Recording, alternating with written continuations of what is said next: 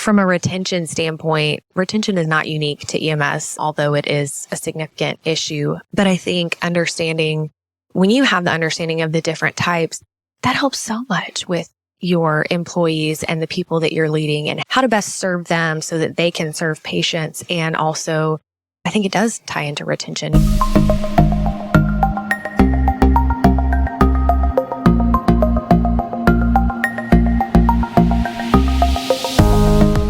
Hey, everybody. Welcome to the TEMSEA Leadership Podcast.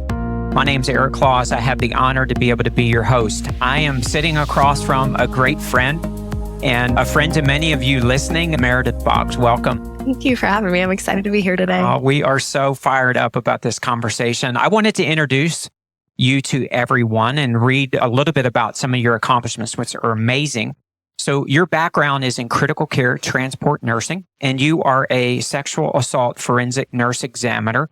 That's a whole nother podcast. It is. You are an author, an incredible book that we're going to be talking about today. You're a speaker and an Enneagram expert. Your book, The Journey Home, really kind of dives into the Enneagram with faith and relationships, really kind of providing a unique perspective for the audience. You also have a podcast, The Other Half. You've done workshops on personal growth, spiritual development, and particularly the Enneagram. And we're going to be talking about that today because we know it's going to add a lot of value to the audience. And I know everybody's going to be inspired. I'm inspired by your story and going through your book. But man, what a pleasure it is to be able to have you here today. Well, thank you. I'm excited to be here. So you have two young kids. So I do. A little bit challenging, right? 1-year-old and a 3-year-old. Yep. So Yes. it's kind of like all the rules don't apply anymore, That's right. You're That's in survival mode. Yes. Yeah. It's just every man for himself and you're just trying to survive. Well, I understand the season will only be short, though. That's what I hear. figured it should- That's yes. what I hear. It's very sweet. So that's what I hold on to. It's tiring, but very sweet. How long are you tired? Years. Yeah, that's what I hear. And you don't ever really sleep again as a parent. Then they just, grow up and leave the house and then you really never sleep. So That's right. Oh, Meredith. So let's jump right in because I know I'm excited and everybody's going to be excited about this. So let's talk about the Enneagram and how were you introduced to it? Yeah, I was introduced to the Enneagram back in 2005. I was in high school at the time. I was actually in counseling for an eating disorder, and that was part of the framework that this particular counseling ministry used. They saw a lot of children and adolescents, so it really helped parents that were involved with their kids, and it just really helped the family understand who they were and who their children were through that framework. So that's my first introduction to it. And then it probably was 2017, 18, when I dove back into it more from a professional perspective, getting trained in it, looking at it from the adult side this time. Yeah. So, yeah. Well, that's good because it's helpful. And we're going to probably refer back to your challenge and how this helped you. Yeah. And certainly, and I was sharing with you today and reading chapter 12 actually on my type, which was it was a little bit difficult to read because I never heard someone say that to me, but actually looking at it, I was like, wow. So I definitely want to talk to you about that. But before we really kind of uncover this, kind of generally talk about the 9 personality types. Yeah. So the 9 types, I'll kind of give a brief overview of what the Enneagram is in case you've never heard of it and you're like, that's a weird word. It is, I talk about it as a self-discovery tool. It's most like personality typing systems like the Myers-Briggs, DISC, Strengths Finders. But what really differentiates it is that the Enneagram focuses on motivation and core beliefs. And it's not really about whether you're an introvert or an extrovert. It doesn't care about your personality type per se. It really focuses on motivation. So each of the 9 types is motivated by something different. They have core beliefs, core emotions that really kind of make up the unique person that they are. So there's 9 different types. The type 1 is known as the reformer. They're kind of the good, the perfectionist, not always in a bad way, but they're the people, they're like the moral compass of the world. They keep us all from derailing off the mountain into our own ways. Type 2 is known as the helper. They are really supportive, really generous, loving. They're just people. They're really warm. Type 3s are known as the achiever. They're ambitious go-getters. They set goals and blow them out of the water. They're really achievement oriented. Type 4 is known as the romantic or the creative, and they are just the original people. They're the they're the weirdos and they like it that way. Okay. They're unique and different and they love that. They help us all see the world differently. Fours are really very into feelings, their feelings, your feelings. They're very comfortable with it, which is great because we need all kinds. And they're the people that if something is really hard or painful, they'll just sit with you in it. They don't have to make it better. They don't have to talk. They just can be present to the pain. Type 5 is known as the investigator. They are the very analytical, data-driven people. One thing that makes 5s so great is that they constantly take in information, but they're able to be really objective in their decision making. They can see things from all perspectives, and they can take their feelings out of the equation when needed to make the best decision. So 5s are really fascinating. 6s are known as the loyalist. There's some Enneagram theory that says 6s make up 50% of the world, and there's no way to, objectively know that. But if you think about it, it does make sense that the loyalists are dependable. They are reliable. They're kind of the glue that holds communities and organizations together. They're the people that stick it out when things get tough. They don't jump ship just because it looks like the grass is greener somewhere else. They really are committed. So that's number 6, the loyalist. 7s are the adventurer or the enthusiast. They are... This is me, by the way. Yes, I was going to say, everyone loves 7s. I joke that 7s are the cool kids on the Enneagram. Okay. Everyone wants to be a 7. And everyone loves a 7. They're fun. They're the life of the party. They're bright and they have wild ideas and they're always dreaming of the next crazy thing. 7s really, when they are most authentic and I think in their most beautiful place, not just because they're so happy-go-lucky and everything's fun, but because they've done the work to dig in and lean into the hard parts of life and the pain and let pain transform them. And so that's how they get this joy that's so infectious and just so life-giving to the rest of us. There's going to be a therapy session for me, by the way. I don't know about this is going to be awesome. Please continue. There's a couple more. Yeah, type 8 is the challenger. They're kind of the powerhouse people. They're very justice-oriented, driven. They're high energy. They're the person on your team that if you have a problem, give it to them and they'll take care of it. It's no big deal. Yeah, they can be 8s. I can kind of rat on 8s a little bit here because I am an 8. They can be a force for good in the world, or they can really leave a wake of destruction behind them. They can forget about their feelings and other people's feelings, and they're just blowing and going and getting things done in life. And sometimes they need to slow down and they need to realize that they just need to take a breath and that people matter and feelings matter and that their energy is good, but it has to be tempered.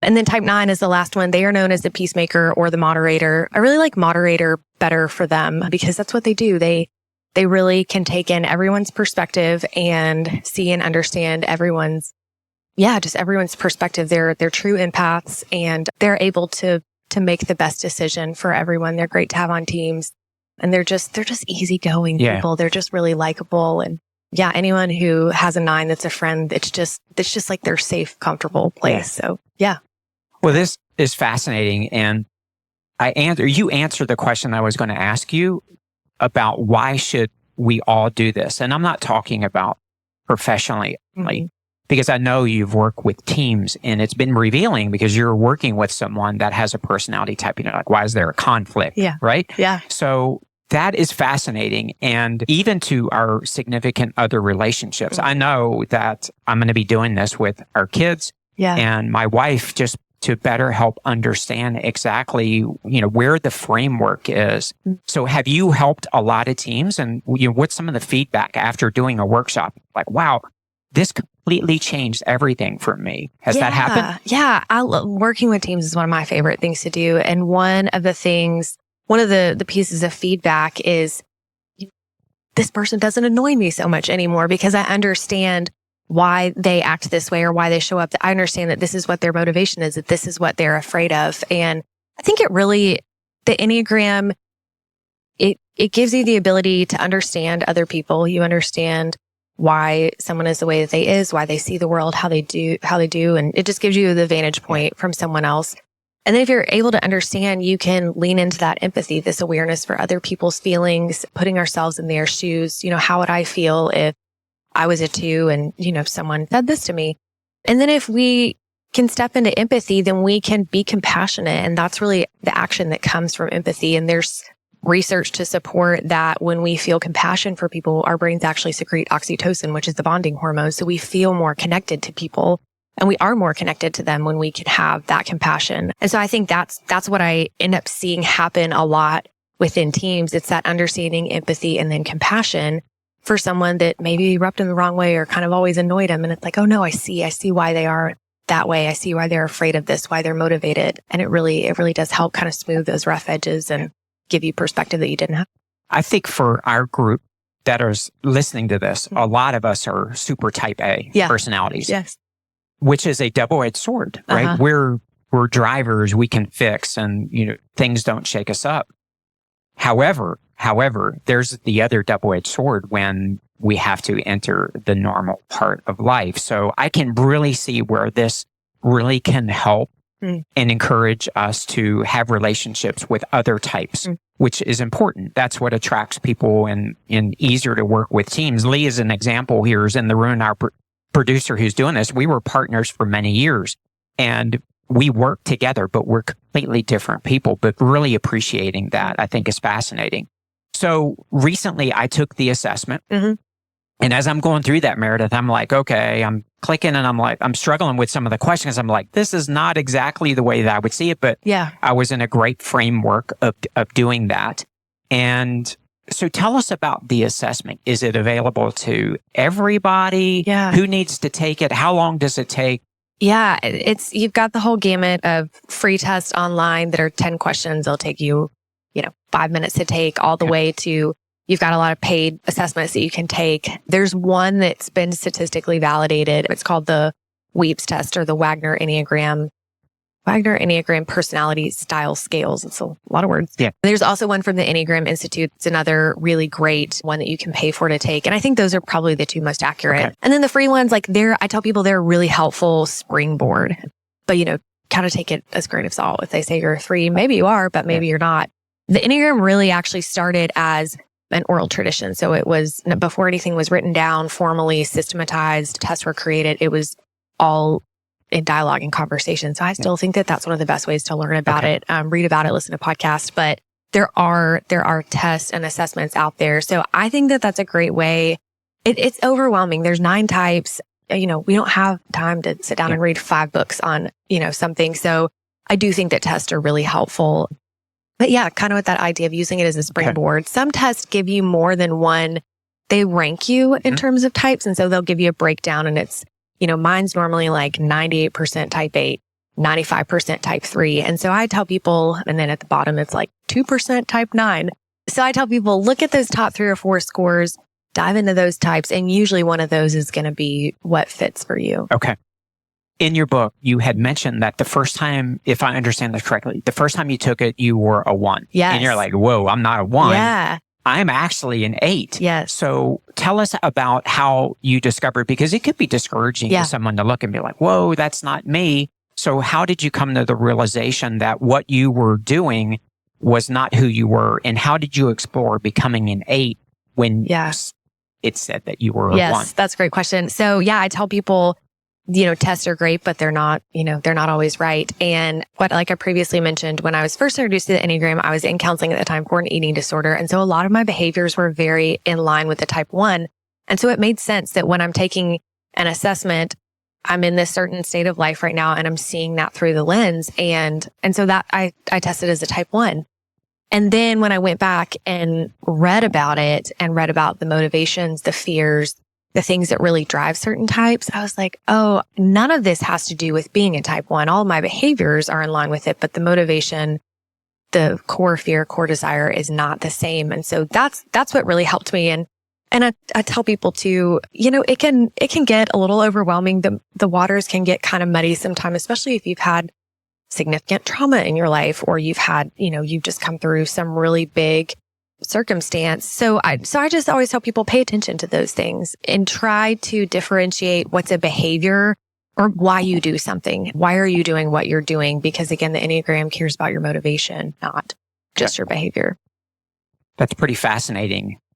You mentioned in the book about his story about Justin. I was fascinated because I've worked with him in his professional role as one of the leaders in the emergency department.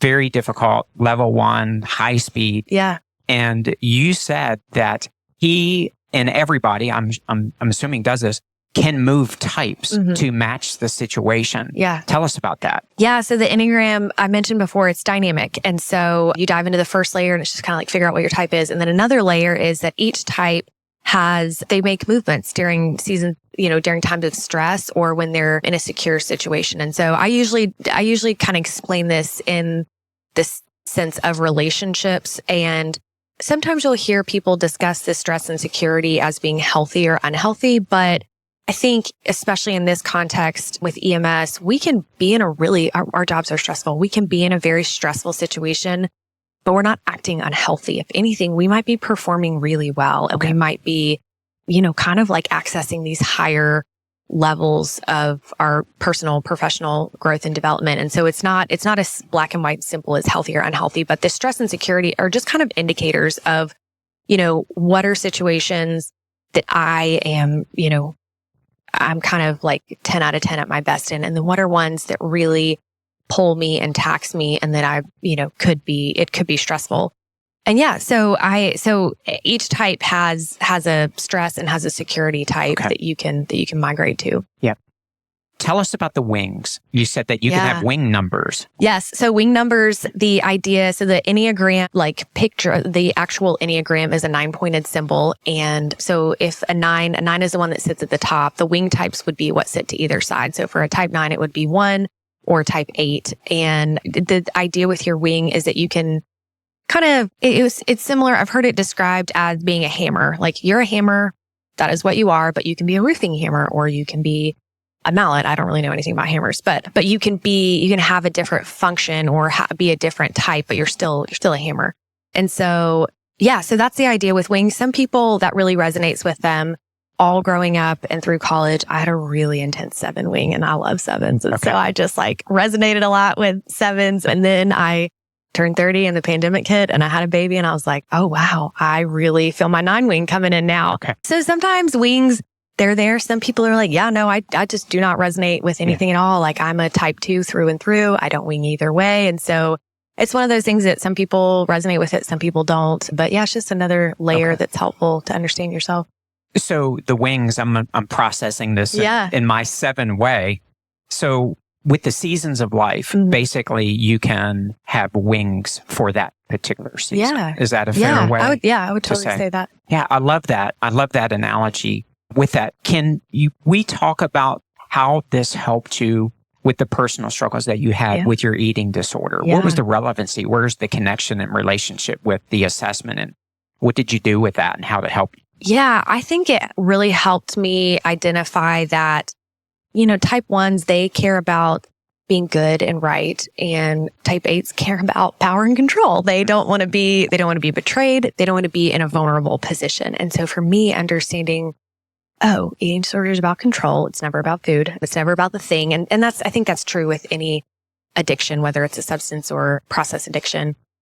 There's something deeper than that. And so for me, it was like, this is about control, and really seeing how that lined up with a type 8 I feel like it kind of gave me like a playbook for recovery of like, okay, well, if you want to not live like this, and if you want to really dive in and do the personal work that's going to propel you into a very different pathway, then like, this is the way that you're wired, and this is why you're doing what you're doing. And so, yeah, I think the Enneagram, it gives you, it's kind of like I tell people, when you read something or listen to something about a type and you really don't like it and you're like, no, I don't like that, it's probably your type. Or if you read something that feels kind of like it called you out, it's probably your type, but in the best way. Cause it really, it gives you a kind of a fork in the road. It's like, okay, you can keep living this way.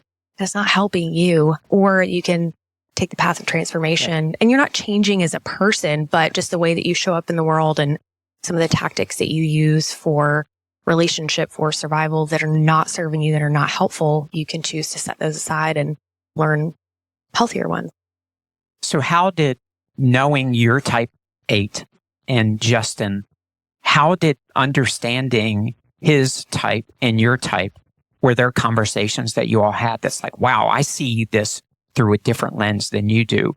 And I know Clarissa, and I don't know her type. It is not a 7. It isn't. Maybe there was a wing of a 7, but how did that help with relationships with you personally? I mean, I think it goes back to that compassion piece. It just gives you so much compassion. And then I feel like anytime we do run into conflict, we have different things we're valuing that we're trying to establish and that we're needing. And so we realize it's like, we're not fighting against each other, but this feels so core to who I am. I need to establish safety. I need to know that, that I'm going to be okay. I need to know that like I'm safe being in a vulnerable space. And for him as a 3, it's this 3 see life through the lens of success or failure. Okay. And so, if he has a bad day at work or if we have a bad day parenting, to him, it's failure. And to me, it's just as an 8, I'm like, no, it's just, bad day. We'll like wake up and tomorrow and, redo it, reset. But understanding that gives me so much more compassion and, vice versa for him, for me too. So that's a powerful thing. I think, especially from coming from the leadership perspective, as we're all leaders and we're encouraging leadership growth.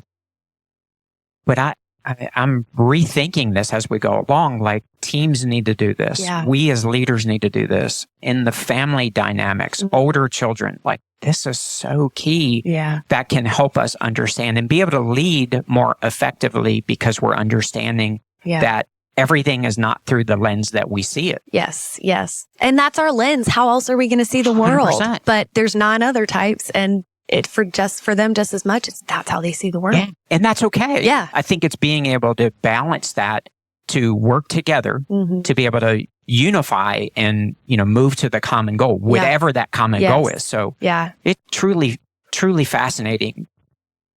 So chapter 12 in the book. So I'm listening to it today. By the way, it is on Audible, and that's how I like to read. It's just literally, I understood that better as I'm listening to how I am. Yeah. It was a little bit uncomfortable. I'm going to share some vulnerabilities with you. There's a lot that I wanted to ask, but I'm going to summarize it in this. So everybody that has heard this in, my experience and my speaking on surviving post-traumatic stress, but using that as really what they call post-traumatic growth, because I've been able to use that and to be able to grow. But you mentioned in this, it was fascinating, was my personality type is I don't want to miss out on life. But it's hard to enjoy the moment. And it's back to the double-edged sword thing. For me, in listening to this and really trying to comprehend it, it seems that I fit the mature type 7, and kind of assess me and help me understand how I can use this to become better. Yeah, I think what you hit on, and it's no shame. It's like, sometimes we're in hard seasons of life, but I think for anyone that's gone through something really significant, whether it's PTSD or surviving addiction or, some kind of really traumatic event, I think that they're catalysts. You can either grow from them or, it can take you down a very different pathway. How can I use the information to become a better version of me, identifying where I am with specific things? Like, it's hard to enjoy the moment for me. I'm gonna take a deep dive. This was a great way.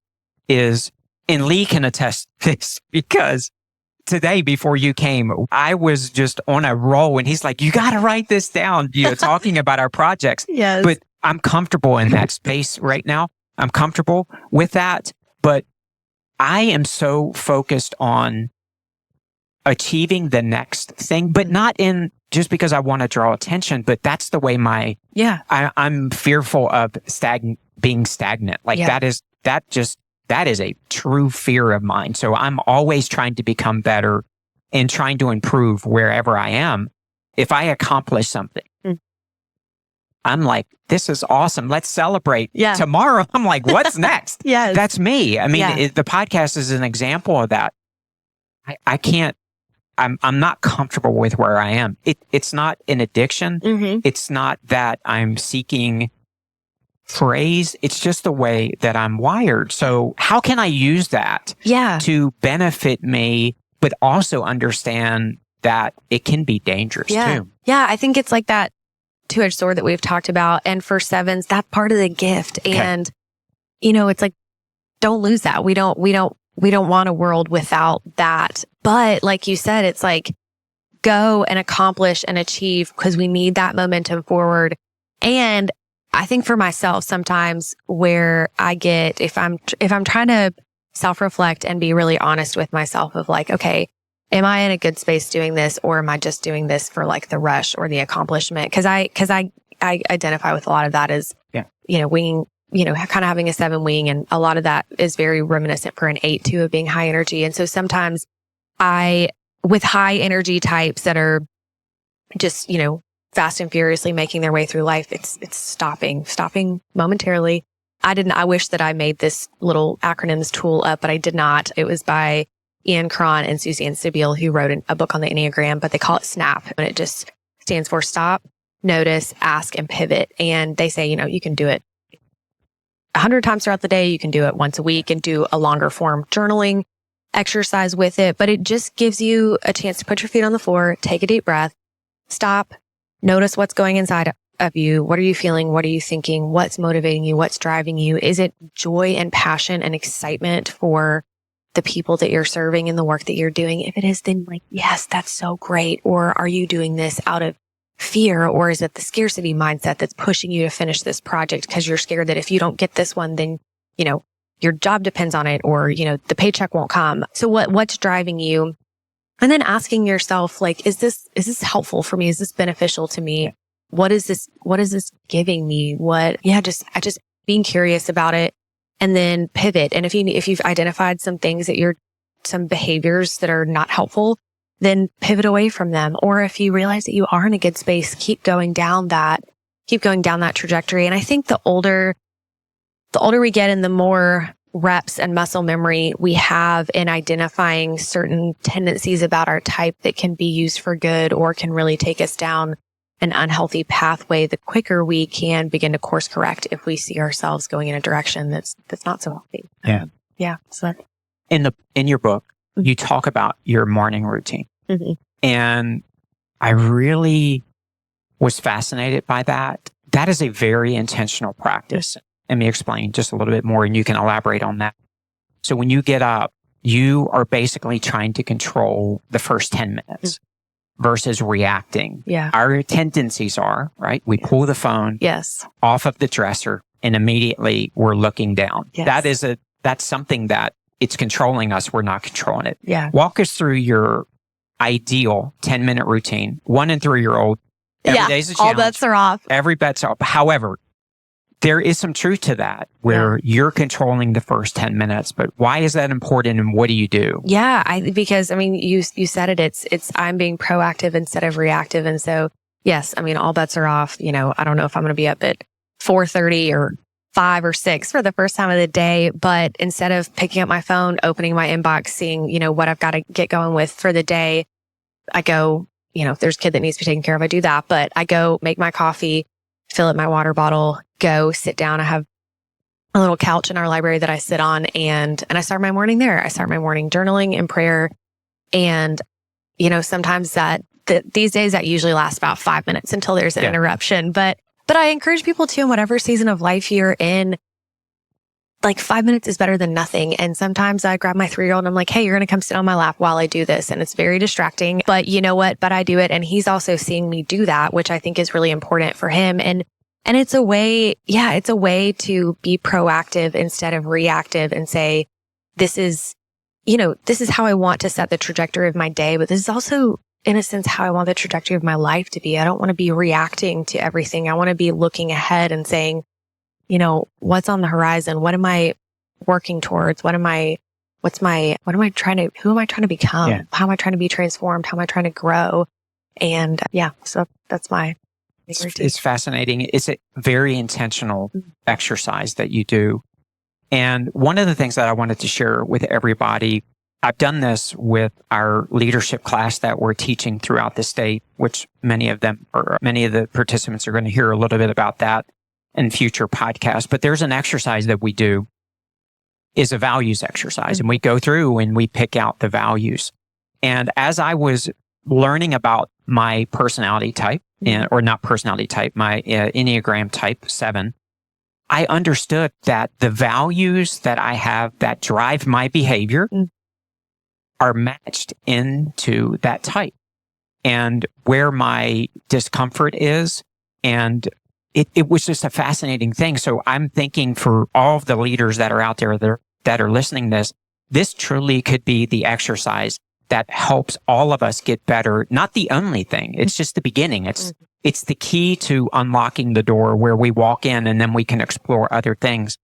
But having this base knowledge is incredible, I think, for all of us. And quite honestly, I think it's a responsibility of all of us to do that, especially to understand that we have to meet people where they are as leaders. Yeah. We don't need them to come to us. We need to maturely be able to look at what they're looking at through their eyes. Yeah. And that really, to me, is the foundation of leadership. Yeah. I want to go back to something that you had mentioned and uncovered a little bit, that stress and security kind of moves this. Maybe it's on the wings, maybe it's, tendencies and so forth. Tell us a little bit more about that. I know you talked about Justin, where that stress pushes him to an 8, where he's functioning at a different type. But what about the other side, security? Yeah, I think security, it's funny. As an 8, I go to a type 5 in stress and I go to a type 2 in security. And tell us about the type 2. Yeah. I don't want to interrupt, but I think it's important to understand, what is it 2? Again? Yes. So type 2s are very, very caring. They're generous. They're loving. They're nurturing. They're people. They're always looking for how they can love, how they can help, how they can serve others. They're just they're the best right-hand man that you could think of. And it's funny because, again, some of this is Enneagram theory, but having grown up in the South, I joke that all of my friends' moms were 2s growing up, and they weren't, but there's just kind of a role, the Southern mom that there's a lot of characteristics that fit. So I just joke that I've entered my 2 era because people are like, oh, I would have thought that you were an Enneagram 2. And I'm like, well, I would like to think that that's because I'm an 8 that is, in a healthy, secure place in life. But I do say this, that just because you are in a secure place or a secure relationship, I do show up as a 2 a lot in my marriage or as a mom. But there's healthy ways I can do that, or there's really unhealthy ways. And 2s some of the unhealthy ways that they can show up is they can be they kind of forget about themselves, and they aren't, and it's not conscious. They're not meaning to do this, but they think that they know what's best. They think that they know what this person needs, and that their recommendation, that their idea, their prescription is what this person needs. And so they kind of push that on them, and then get really offended if, that person doesn't go with it. And some of it is this source of pride of, I think that I know best. And I really do see that sometimes. If my husband asks my opinion on something, then he does something else. I'm like, well, I told you. I probably should have done that. Yeah. But yeah, so it's one of those things that it's just because it's secure doesn't necessarily mean healthy. And likewise, it doesn't, just because you're stressed doesn't mean that you have to be unhealthy. I think a lot of times in my work as a nurse, if it's a really bad call, I kind of become the 5, and it's very I'm taking in all the information. Feelings are set on the side because they're not helpful, and making decisions based on that, looking at the data that we have, using my critical thinking and my experience. And that's good. I should be doing that. But yeah, so I just always make sure that, and I talk about that some in my book, that stress and security, again, it's not as simple as healthy and unhealthy. So yeah. And I know you had mentioned with that, and I appreciate the way that you looked at that, because the negative connotation to healthy and non-healthy or unhealthy, it kind of, that means something is wrong with me. But you're using this as a tool to be able to improve the circumstances or to improve our leadership. Yeah. So if you were, as you have done so many times, you're in the room or you're having a conversation with a leader, and they're saying, Meredith, is this really what it's cracked up to be? Why do I need to do this with my team? What would you say to that? I would say yes, because whatever industry you're in, and specifically here, we're talking about healthcare, but whatever business you're in, it's a business of people. You work with people, you interact with people, you live with people. People are what matter. Yeah. And so I don't think that there's any time wasted in trying to understand yourself and the people that the teams that you're leading. And people want to be known too. And so having this curiosity as a leader to understand who they are better, why they are the way that they are, I think that goes a long way. And so, it crosses over to whatever industry. It's all a business of people. And so I think it's so valuable. I love the people thing, because you're right. It doesn't matter in what business you're in, but if you're a leader, everybody listening to this is, we are in the people business. Yeah. We have to coexist with other people. And it's a great thing. It's a stressful thing at times. And any tool that we can have to make us better, I'm a fan of. Yeah. And truly, I'm a fan. And your writing, I know it took a lot of time to write that book, but I appreciate it. I know the audience will too, and definitely being able to check that out. So I wanted to ask you, for those that are starting, the EMS leaders that are going to start with their team, say, hey, we want to do this assessment. We want to do the Enneagram. We want to figure this out. Maybe it's starting with the supervisors or field training officers. But what advice would you give them as they're starting this journey? Yeah, it's really simple, but it's just be curious. It's be curious about yourself first and foremost, and also be curious about people. You know, I have people say, oh, well, you know, when you meet everyone, do you type everyone? And it's like, no, I actually don't do that. I used to do it, but I don't anymore because it's just not fun. And you can't guess what people's types are. They're also unique and individual. But what I found is a lot of times in relationships, who I am and how I show up, that really impacts the working relationship too. And so first, being curious with yourself. Again, why am I like this? Why do I show up? And being open to, you know, there's some things that affect us generationally. Yes, there's things about, well, I was raised this way, or like, you know, I grew up in the EMS days when we did this or that. Like, yes, that all shapes who you are, but being really curious about what motivates me. What am I really afraid of in life? What's kind of my core fear? So I mean, I think starting with yourself, and then I think the leadership team, I know one of the barriers to doing it with teams, and this is understandable, is turnover. They're like, well, we're going to do it this year and then we're going to have to do it again next year because, you know, half of the staff will have left. And you're right. Maybe half the staff will have left, but I don't think that anything that you do will be, you know, there's a cost to everything. There's a financial cost, there's a time cost, but I don't think it won't return to you void. And I think this is kind of a sideline thought, but you know, from a retention standpoint, retention is not unique to EMS, although it is a significant issue. But I think understanding, when you have the understanding of the different types, that helps so much with your employees and the people that you're leading, and how to best serve them so that they can serve patients. And also, I think it does tie into retention. You know, if you have a 3 on your team and you know that they're motivated by being valuable and being successful, then train them up, find a way for them to be, you know, an FTO or to be in some kind of leadership role. Find your 7s and let them, you know, give them a project and give them a goal and give them a deadline, but let them figure out how to do it. Don't give them a, you know, black and white way that this has to be done, because they're so creative and innovative, and you really miss out on some of the gifts that people bring. And so again, that was kind of a sideline thing talking about retention in EMS, but I think that ties into being a good leader and knowing your people, and it doesn't return to you void. Yeah. It's an investment is what you're saying. It's not a one and done. Right. It's like reading one book. Yeah. That's great. Yeah. But what's the next one that you're going to read? Yes. You know, how are you going to become better for tomorrow? Yeah. I love this quote, and I refer to it often, is the challenges of today are not going to be won with the abilities. Well, the challenges of tomorrow are not going to be won with the abilities that you have today. So we're having to continue to find an edge to become better. But this retention piece, it's a really, really hot topic in anything that we can help. But I do think it starts with us as leaders, whether you're in that executive role or you're in that director's role. It starts with you. Yeah. You got to lead yourself. And I think this is an amazing tool to be able to do that, to have being able to look in the mirror and find out who is this person? Who is this girl? Who is this guy? When I look into the mirror after, you know, driving in the hour today, and I'm like, oh my gosh, this thing is like really messing me up. I can't wait to hit repeat on this. It was chapter 12, by the way.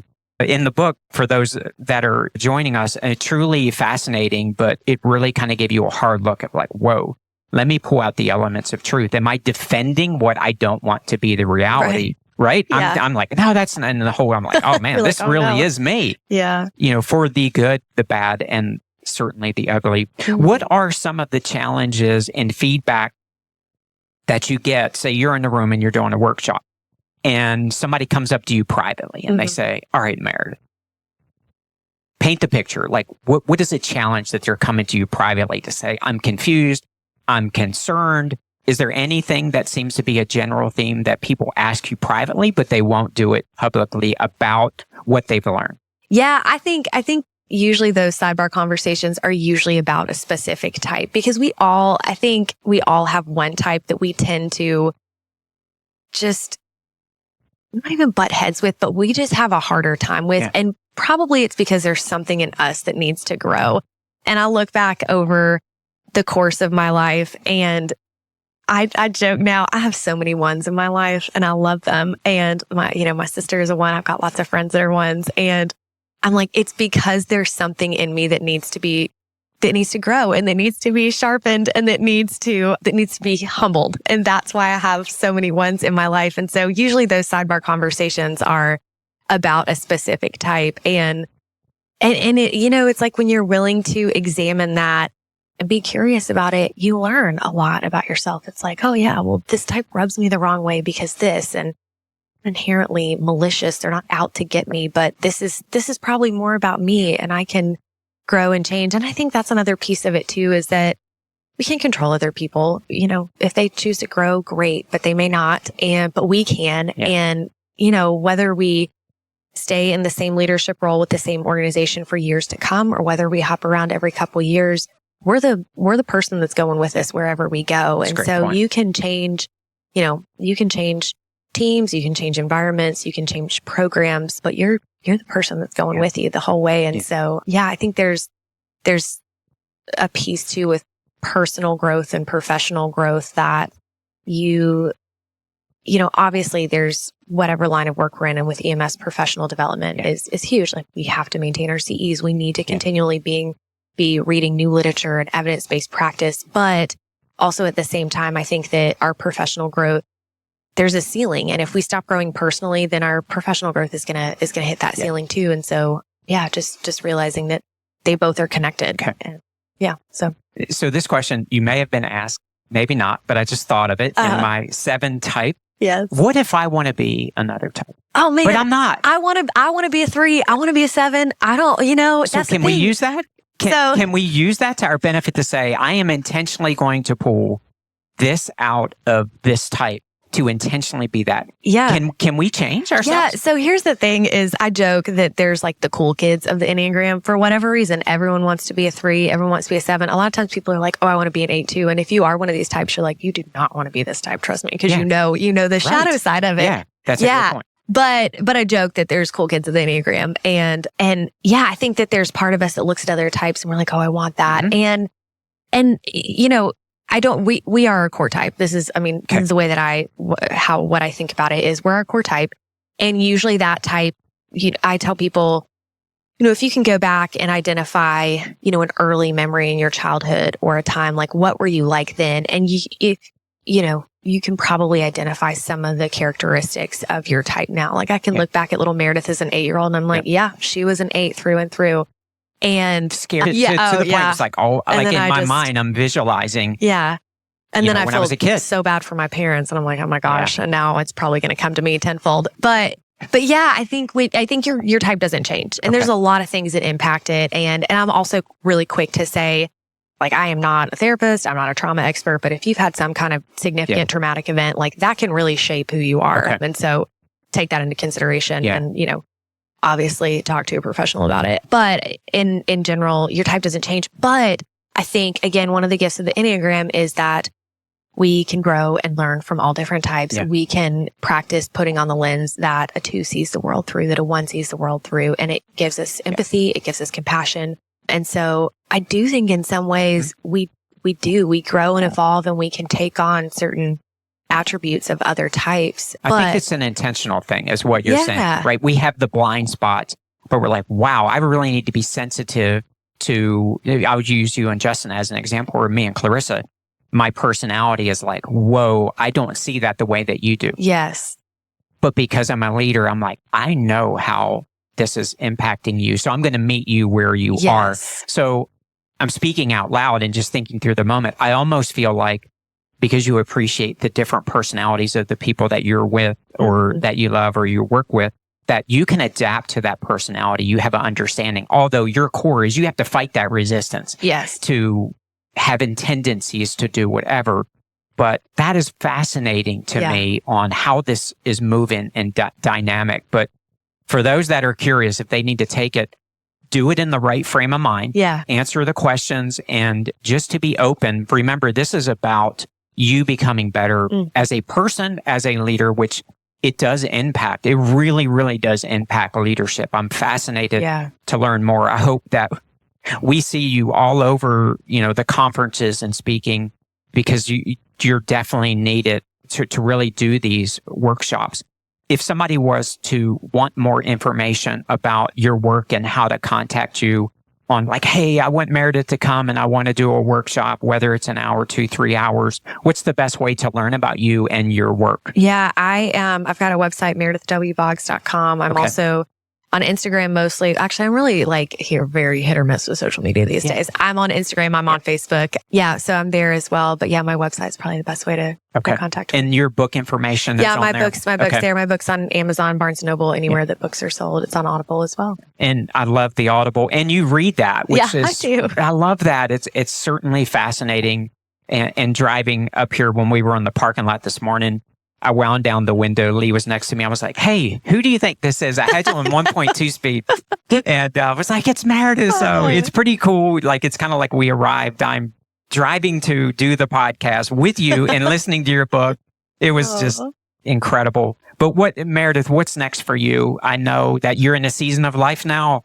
You got kids and you need to focus on that. But is there anything that with your personality type that you're like, man, I really want to accomplish this, or what's next on the horizon for you? Yeah, it's funny. I mean, as a type 8, there's always things on the horizon, but I also have kind of settled into a place in life recently that's been really sweet that it's like, there's still a lot of goals, a lot of things that I want to do. And I'm also really content where I am now and I think in your 20s, you just see things like, oh, I'm going to do this now. I'm going to do this now. It's like 1 year, 2 years, 5 years. And now that I'm in my 30s, I've got a couple kids. It's like, I've got, the next 20, 30 years of my career. So yes, I'm going to be intentional and work towards things, but it's not going to happen today. And I think anything that's worth building is worth building right. And that takes time. And I'm so grateful in my line of work too. I've been really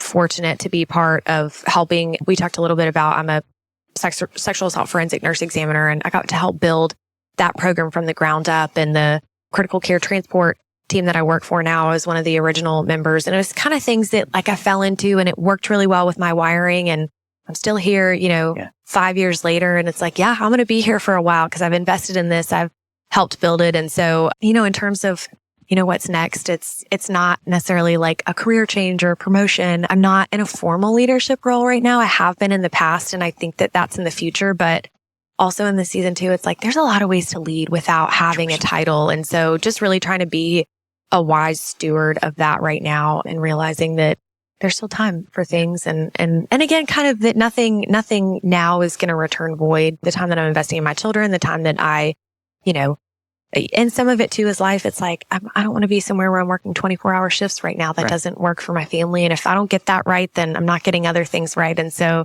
I don't know. I think I've got a couple more books in me. I've got some certifications that I want to obtain, and ways that I want to see these programs that I'm involved in. I want to see them grow and expand. And I'm here for the ride, and I'm just grateful. Wow. So, well, we're grateful that you spent time with us. Like, you are making the world a better place. So please continue to do your work. It's truly impactful. It certainly has made a difference for me.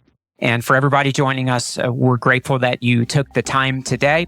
Tune in again soon. And Meredith, thank you. And thanks to everybody.